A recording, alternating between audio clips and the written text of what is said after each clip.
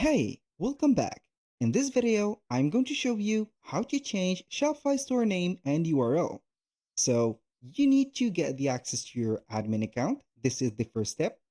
From here, you're going to set up the settings by clicking on here. Now we're going to get the general settings popping up. So we are going to see the store details. So for beginners, we're going to click on the home or the store icon right there. We have the pen tool.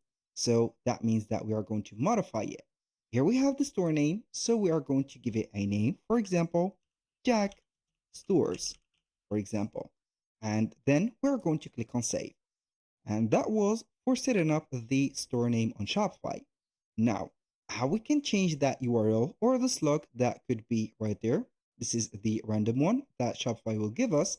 We're going to head over the domains, and from here, we're going to see it.